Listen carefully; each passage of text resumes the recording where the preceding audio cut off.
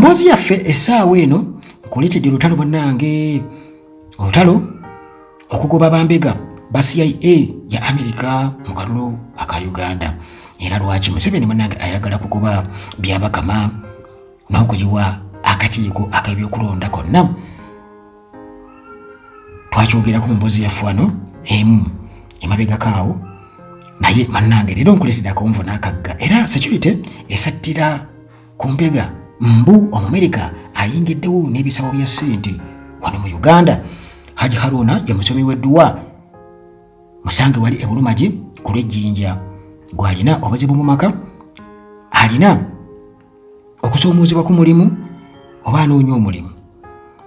Bwe wenna munnange nga amagini gakulumba n'ebirwadde ebiringa ebyo, genda bakusomera edduwa Haji Haruna wali e Bulumagi ku lw'ejjinja. Kaakati muganda wange obunkenke bw'amaanyi nnyo ku kitebe eky'akakiiko k'ebyokulonda ebigoloobi wano mu Kampala.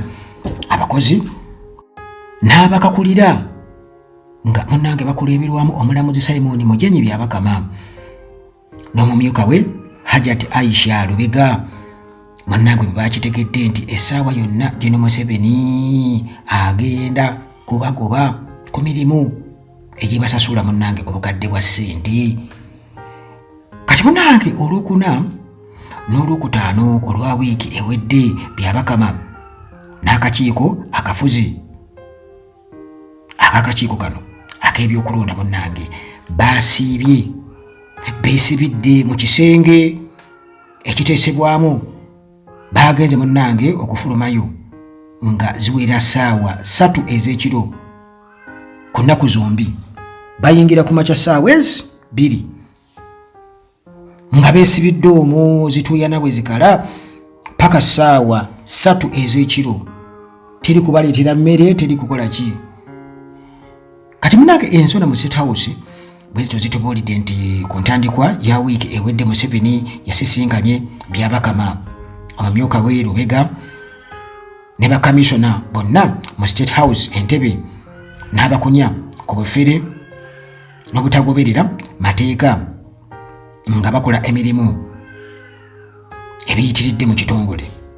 Ensonda zitegeezezza nti Museveni yabagambye nti munnange alina lipooti eyakoleddwa bambega be ekakasa nti munnange obuli bw'enguzi bungi mu kitongole, n'abakakasa nti bwe wabaawo kyonna ekibaddewo tebamunenya nti teyasooka kubalabula.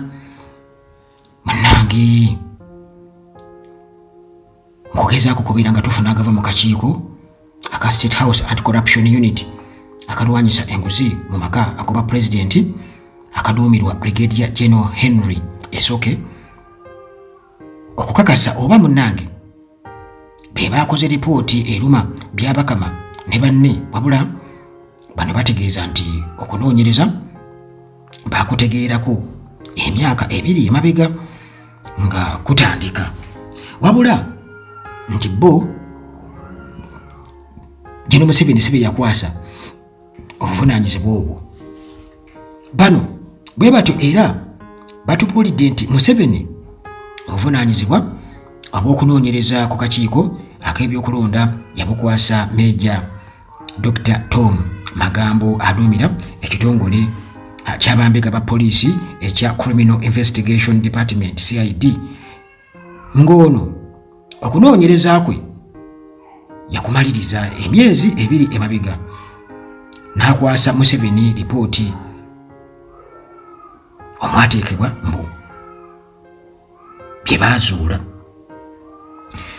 Munnange tukitegeddeko nti kaliisoliiso wa gavumenti Betty Namisango Kamya naye akoze lipooti ku mivuyo mu kakiiko kano, era ebyazuuliddwa byagala okufaanagana ekyakakasiza Museveni nti bw'atabaako mbu kyakola mangu mbu emivuyo giyinza okubeera emingi mu kalulu aka 2026 nkubuulira okusinziira ku lipooti ze bawadde. Kati ensonda zitegeezezza nti bambega bakizudde nti obufere bwali bungi akakiiko k'ebyokulonda bwe kaali kagula ekizimbe ebugoloobi mwe baateeka amaka gaabwe oluvannyuma lwa UNRA ekitongole eky'ebyenguudo okutiisatiisa nga bwe kyali kigenda okubagoba ku kifuba mu ofiisi ezisangibwa ku Jinja Road nga balumiriza nti baali baasasulwa dda obuwumbi okusengulwawo ebintu byabwe basobole okuyisaawo oluguudo lwa Kampala Jinja Expressway.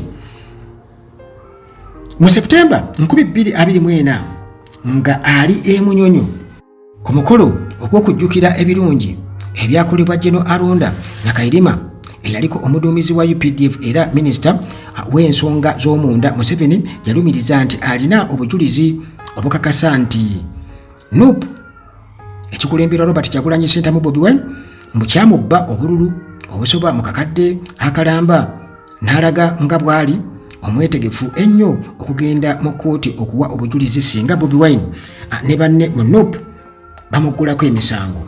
Museveni yategeeza nti mu kalulu ka 2026 agenda kukwatagana ne bekikwatako okulaba nga obuuma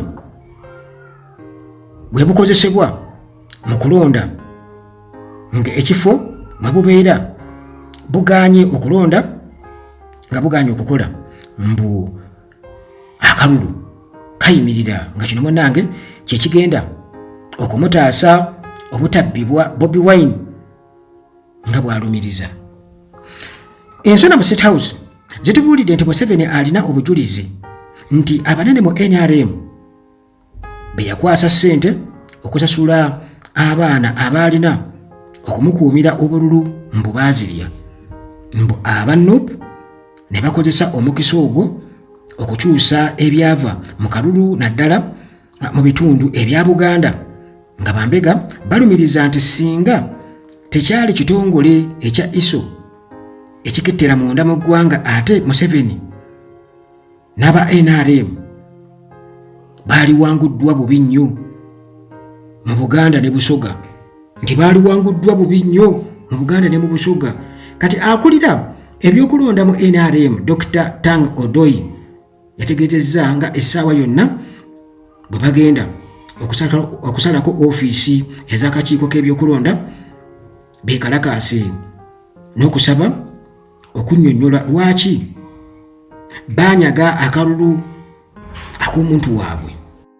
Ebigambo bya Museveni byanyiiza nnyo Bobi Wine n'awandiika ekiwandiiko nga asoomoza Museveni ayimirize amateeka agakuuma pulezidenti obutabawaabirwa mu kkooti nga akyali mu ntebe alyoke munnange amugguleko emisango egyakalebule nga amuwaayiriza nga bwe yabba akalulu ke. Bobi Wine yawaga nga bwagenda okuleeta obujulizi aleete abazungu abakugu mu kubala mu batwalibwe mu kakiiko k'ebyokulonda beekebejje ebyuma okusobola munnange okuzuula amazima agagenda okuswaza Museveni nti akalulu yabba kabbi. Munnange mu kutuukirira Julius Muchunguzi ayogerera akakiiko k'ebyokulonda ono ategeeza nga bw'atasobola munnange kuwakanya oba okukakasa okunoonyereza ku bufere obugenda mu maaso mu kitongole kyayogerera. Ensonda mu kakiiko ak'ebyokulonda bwe zo zitubuulidde nti mu kiseera kino n'enkiiko ezituuzibwa zisala ntuttu ku ngeri gye bayinza mbu okuwummuzaamu Ssaabawandiisi w'akakiiko Leonard Mulekwa ku mirimu nga balowooza nti munnange kyekigenda okukkakkanya Museveni obutabagoba. Bano beesibye ku Mulekwa engeri munnange bwe kiri nti yaddukanya emirimu egy'akakiiko egy'ekikugu nga ne ssente yonna efuluma akakiiko mbu alina okugimanyako, wabula ensonda zongerako nti bamafiya abaagala okulya mu ddiiru ez'akalulu ka 2026 be baagala mulekwa agobwe olubbo baleete omuntu waabwe mbu anaabanguyiza emirimu. Mulekwa bwe bamugoba si yagenda okusooka okugobwa Museveni nga akalulu kasemberedde. Jjukira mu 2020 nga ebula omwaka gumu akalulu kakubwe, Museveni yagoba Sam Lwakoojo ku bwa ssaabawandiisi bw'akakiiko kano n'amusikiza mulekwa. Mu balala abaagobwa kwe kwali ne Jonathan Talemwa eyali omwogezi. Bobi Wine nga bano bamaze okugobwa yalumiriza nti baali bagobeddwa nga bababonereza olw'okubakira ku mirimu ne bayisaawo n'akyusa obwannannyini bw'ekibiina ekya NUP okuva munnange mu mikono egya Moses Kyebalama Nkonge nti Museveni yali tayagala Bobi Wine yesimbewo mu kibiina eky'ebyobufuzi kyonna.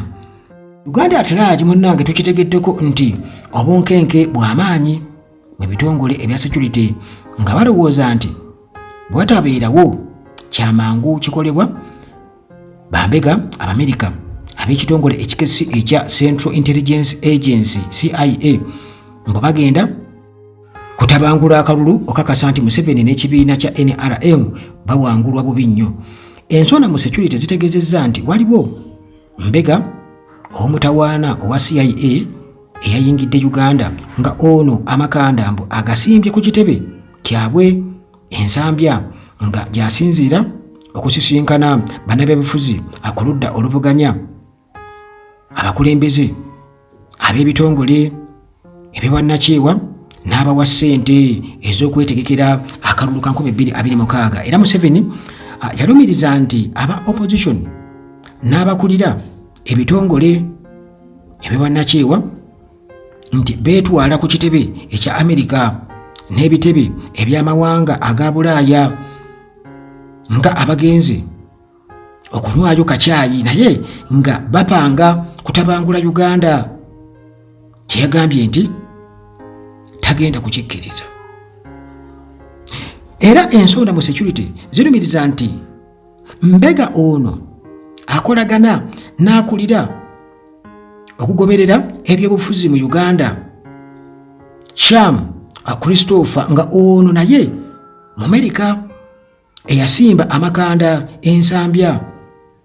Omulimu gwe buli ku makya kusoma mawulire nga mbu yapangisa n'abamutaputira nga Oluganda olumunange n'akolera mbega n'omubaka wa Amerika mu Uganda William Pope lipooti zaweereza mu gavumenti ya Joe Biden nga kuno munnange kubasinziira okubala gavumenti ya Museveni. Obunkenke bw'amaanyi wakati wa gavumenti ya Museveni n'eya Amerika n'ez'amawanga aga Bulaaya nga ku ntandikwa y'omwezi guno Jino Muhoozi Kainerugaba omulumizi wa UPDF era munnange omuwabuzi wa Jino Museveni akubikwekweto ebyenkizo ffenna tukimanyi yalabula bulungi nnyo Ambassador Pope nga singa alemererwa okubeera nti yeetondera Jino Museveni kitaawe yali agenda kugobwa mu Uganda era ng'alumiriza nti Pope okutyoboola n'okukkakkanya Museveni akikoze era nga kino munnange kyaleetera gavumenti ya Biden nga eyita mu ministry y'ensonga z'ebweru okukakasa nti munnange egoberera butereevu ebigenda mu maaso era n'ebigambo ebyayogeddwa Muhoozi. Ensonda zitubulidde nti Amerika erina obujulizi nti Russia egezaako okulemesa pulaani zaabwe mu Uganda nga erumiriza nti yateeka ne ssente mu babaka ba palamenti okuyisa etteeka ery'ebisiyaga ekintu abakulu mu palamenti ya Uganda n'ekitebe ekya Russia mu Uganda kye bawakanyizza.